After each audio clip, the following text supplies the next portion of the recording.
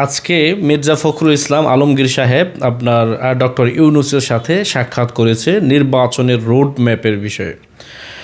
ইতিমধ্যে ওনাদের যে বক্তব্য, যে ডক্টর ইউনূসের বক্তব্যে তারা অসন্তুষ্ট এবং কিন্তু রোড ম্যাপ আপাতত পাচ্ছে না বলেই কিন্তু আমরা ধরে নিতে পারি যে নির্বাচনের রোড ম্যাপ ইতিমধ্যে আপনার ডক্টর ইউনূস এখনও পর্যন্ত দেয়নি। বিশেষ করে বাংলাদেশে কয়েকটি দল যারা ইতিমধ্যে মাঠে লাফাচ্ছে বেশি, দেখবেন তাদের কিন্তু নিবন্ধন নেই এখন পর্যন্ত।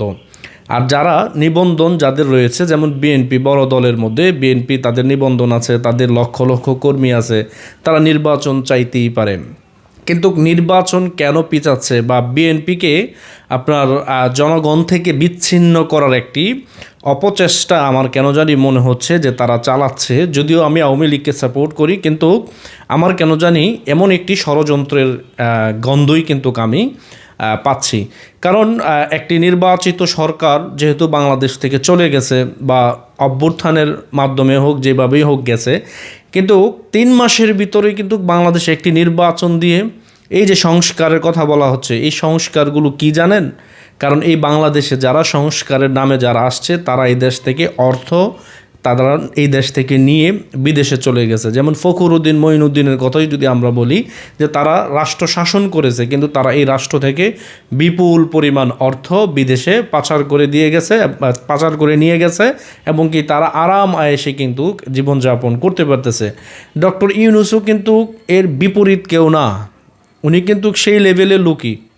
ওনার যেই বর্তমান বাংলাদেশে ইনভেস্ট রয়েছে, সেই ইনভেস্ট দেখবেন এর থেকে আরও বেশি অর্থ উনি বাংলাদেশ থেকে নিয়ে যাবে। নির্বাচন যত পিছানো হবে ততই ডক্টর ইউনূসের লাভ হবে, বাংলাদেশ থেকে টাকা পাচার করতে পারবে। বিএনপি কেন বলে একটি নির্বাচন দেওয়ার জন্য? কারণ চায় তারা, রাষ্ট্র যেহেতু এখন একটা নাজেহাল পরিস্থিতির মধ্যে রয়েছে, রাষ্ট্র যখন অভিভাবক শূন্য হয়ে পড়েছে, তারা একটি নির্বাচনের মাধ্যমে বাংলাদেশের জনগণকে নিয়ে একটি ক্ষমতায় আসতে চায়, বা সংসদে যেতে চায়, বা তারা ক্ষমতার স্বাদ ভোগ করতে চায়। এটা চাইবেই, কারণ দীর্ঘ 15 বছর তারা ক্ষমতার বাইরে ছিল, নির্বাচন দিলেই তো তারা ক্ষমতায় যেতে পারে। কিন্তু ডক্টর ইউনূস এরকম স্পষ্টভাবে কিন্তু এখনও নির্বাচনের রোডম্যাপ ঘোষণা করেনি। না করার পিছনে কারণ এটাই আমি দেখতেছি, যে আগেকার যেই আপনার উপদেষ্টা পরিষদ যারা এসেছিল আপনার অল্প সময়ের জন্য, তারাও কিন্তু সেটি করেছে। কারণ সুযোগ পাইলে কিন্তু কেউ হাতছাড়া করতে চায় না। ডক্টর ইউনূসও কিন্তু এর বিপরীত কেউ না।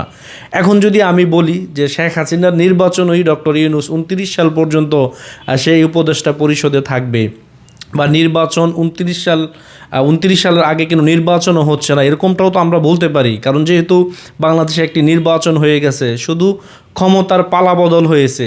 শেখ হাসিনা চলে গেছে, ডক্টর ইউনূস এসে বসছে, 29 সাল পর্যন্ত সেও থাকবে। এমনও বলতে পারে যে সংবিধান অনুযায়ী নির্বাচন হবে, সংস্কার আরও বাকি রয়েছে, এগুলো করে আমরা 29 সালে নির্বাচন দেব। তার মানে কি, শেখ হাসিনা যে নির্বাচনে প্রধানমন্ত্রী হয়েছিল, ডক্টর ইউনূস এখন সেটি দিয়েই 29 সাল পর্যন্ত থাকার একটি অপচেষ্টা চালাচ্ছে বলে আমরাও সেটি ধরে নিতে পারি।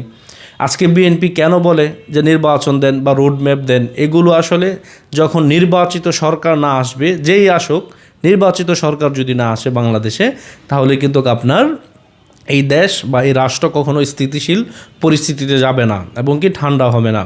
যখন একটি নির্বাচন হবে, যেই দল ক্ষমতায় যাওয়ার পরে কিন্তু দেখবেন বিশ্বের সাথে আমাদের দেশের কানেক্টিভিটি অনেকটা বাড়বে, এবং এই দেশের সাথে বিজনেসের যেমন ভালো একটি পরিবেশ তৈরি হবে, বিদেশিরা এই দেশে বিনিয়োগ করবে, বা রাষ্ট্র একটু ভালো পরিস্থিতি যাবে, এটাই স্বাভাবিক। কিন্তু নির্বাচন ছাড়া আপনি এইভাবে নির্বাচনবিহীন একজন রাষ্ট্রপ্রধান হয়ে বাংলাদেশে বসে থাকবেন, এগুলো কিন্তু দেশের জনগণও মেনে নিবে না, এবং বিএনপি তো মেনে নিবে না। আওয়ামী লীগ তো নির্বাচনের কথা বলেই না।